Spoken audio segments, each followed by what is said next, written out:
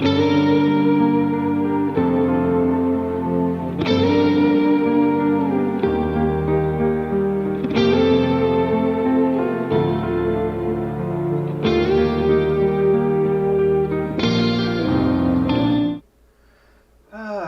Internet. Well, that was disheartening. It was an excellent session. Absolutely fabulous. Tons of action, epic battles, and I missed streaming it all. Apparently, I had some encoder issues. I thought I had them worked out, but I didn't. So, here's a quick synopsis. After following up the investigations in the city of Quaervarr, consulting with the druid, and discovering that part of the forest of the Moonwood was hidden to her. She couldn't see anything within it. She also divined that a group called the Dancers had been killed. The Dancers were a paganistic group of the citizens of Quaervarr who took care of the ancient burial mound of the people's ancestors. The party investigated and discovered that they had indeed been slain. Digging into the mysteries of the crypt, they came across some zombies as well as the enthralled final survivor of the Dancers named Aeron.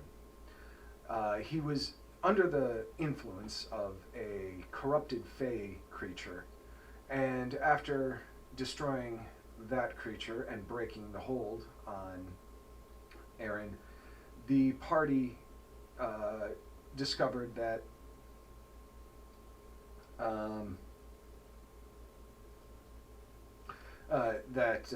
the pixie had been in search of something and been using Aeron as a vessel to locate a precious gem or a stone of some kind.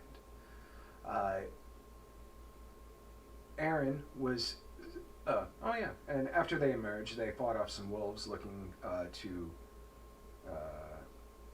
steal away the corpses of the Dancers that remained on the mound, and were subsequently scared off by a manticore, which was dispatched by the party. And following that, they burned the corpses from the tomb below and interred the slain Dancers and gave them some rites to set them to rest in the tomb.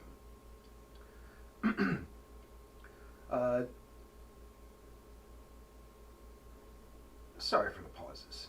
Long day after that quite intense session. The consensus was made that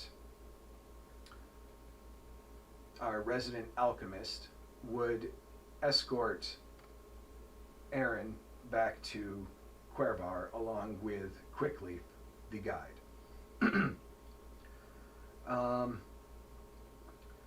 Through the next day, the adventurers began exhuming from the excavating into the lower depths of the crypt. Once they, taking rest after managing to break through the rubble. During the night's watch, something had slipped into the tomb, and the party followed to see exactly what was getting down there ahead of them. Descending into the lower chambers of the crypt, they were assaulted by a mob of skeletons, which were quite a fight, but they managed to dispatch. Digging, or pressing further into the final chamber, they came upon a fey creature that almost appeared elven at first glance, but its proportions were slightly off. The arms were just a little bit too long, the fingers a little too spindly, the facial structure just a little too sharp to be called an elf, longer ears that almost weighed down on the weight of them, flowing red hair, and clad in loose-fitting green garments. But the most striking detail of the creature was its eyes, black orbs that held an alien, bug-like appearance. The fey creature stood within a sarcophagi. So incorporeal, it stood within it. After a brief, awkward glance shared between the fey creature and Baldric, the creature reached down into the tomb, into the sarcophagus, through the lid, and then, after a moment, drifted up into the ceiling. The party immediately charged forward and began engaging the creature. After a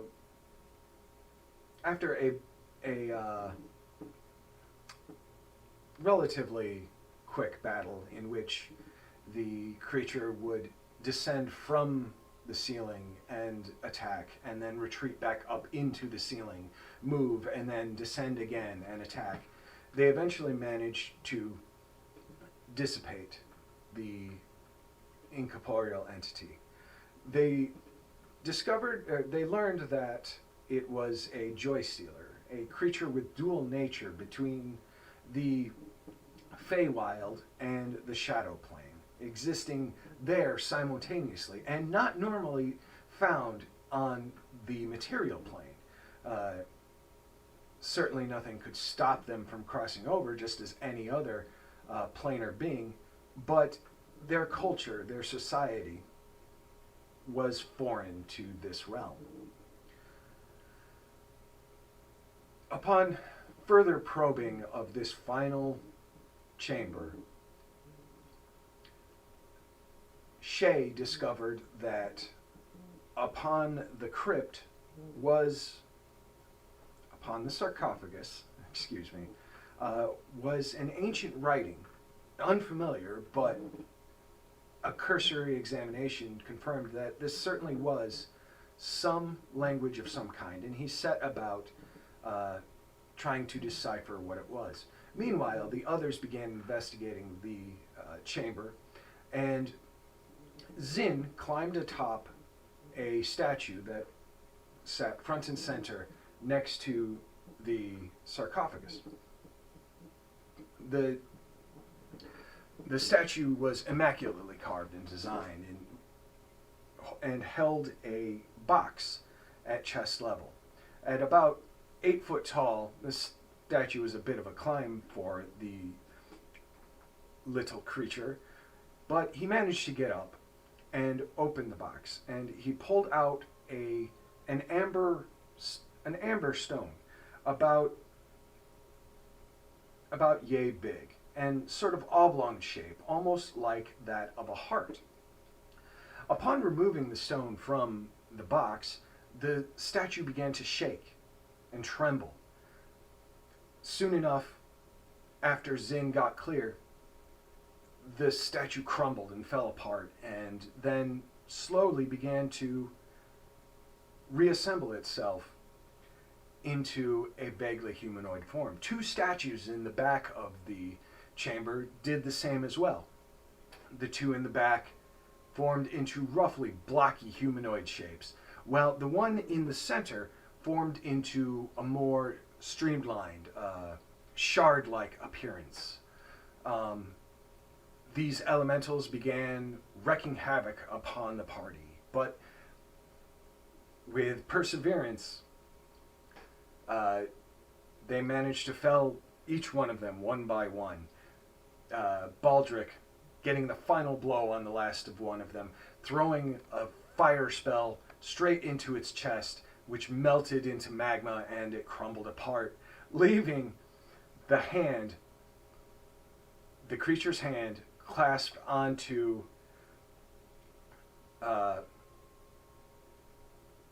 Jean-Claude Van Dorn's hand, as it had recently blocked and gripped his hand in a strike. The elementals dispatched, they continued to poke around the crypt. JC and Valen identified an odd construction in the wall. And they began poking at it and probing at it, and it appeared as though those bricks would come loose. And they did just that. They began prying away bricks with a crowbar until they reached another wall behind it, and began to do this same process once again until they met a third wall. Meanwhile, as Shae was investigating and trying to decipher the writing atop this sarcophagus, he got a rough translation. He couldn't pick out the specific name of the epitaph, but it most certainly was an epitaph, and followed something along the lines of honoring the warrior who was within, and citing that he was the victor of the enemy, the strange. It was a weird verb that actually referred to a noun, and he couldn't quite figure out exactly what this strange entity actually meant to the people whose language this was derived from. It also mentions something about the keeper of the heart, or protector. He took a chalk, or yeah, he took an etching. He laid some parchment on top of it and scratched some coal or chalk and got a imprint of that for further study later on. At this point, he proceeded to open the sarcophagus. Within was a mummified corpse, clad in hoplite bronze armor, a breastplate, a skirt, tattered leather sandals, and with a bronze shield resting upon his chest, as well as a spear and a sword at his side. He began pulling the items out of the sarcophagus and went to remove the breastplate, disturbing the corpse itself. And a wispy black and purple cloud began to escape from the creature's mouth. It formed up into a cloud of a vaguely humanoid appearance, like a wispy black and purplish ghost, beginning to babble and emit strange, inane nonsense. Two of the party were immediately transfixed, fascinated by the creature. Meanwhile, the others rushed in to do battle, while JC shook his fascinated allies back into reality. The Alep, as it was quickly identified as, was fairly easy to dispatch. I was rolling crap all night. Seriously, I could barely hit these guys at all. They got super, super lucky. After taking care of the Alep, they began distributing the items that they found within the sarcophagus. The breastplate having gone to Baldric, which was indeed a magical item. At that point, they proceeded to finish breaking down the wall that JC and Valen had been working on, and found another secret chamber hidden behind it. looking further in, they discovered a massive, nearly 5 foot long, 4 foot tall, and about 3 to 4 foot in depth chest of with brass fittings and a very solid hardwood frame, which had been lacquered and finished to a polish that made the container retain much more integrity than anything else that may have been rotted out here over the ravages of time. They carefully examined it, found that it was locked, but lacking a thief, they couldn't tell if there were any traps. So, falling back on, well, damned if you do, damned if you don't, Valen pried the chest open and threw the lid back to no effect. Within, they found some a fairly decent hoard of gold and silver and platinum and copper pieces and a number of gems and rings and necklaces. But most notably, 2 magic items and a few potions. One of the magic items was an immovable rod, as well as a pair of bracers of steadiness, which contributes to someone's ability to perform skills with their hands and arms and whatnot. And we called it at that point. We could have kept going longer, but we had people that needed to take off, and et cetera, et cetera, et cetera. So a few afterthoughts on the session for me. I'm going to bitch once again about my dice just not being friendly whatsoever. I had to throw 3 of them across the room, and the 4th one still didn't want to cooperate. It was wonderful. I was so set to just hit these guys with so much ability damage. There was 2 of them, the Joy Stealer and the Ollip. Both of them deal ability damage, and yet neither of them could come into contact with anyone. I was rolling so many 1s, 2s, 5s. Couldn't get anything higher. It was so frustrating. In any case, yeah, that was a quite intense session, though, and I am incredibly sorry for anyone who was planning to watch this or subsequently came to actually watch the next session. Unfortunately, technical issues were beyond my ability to recognize today, and so here we are.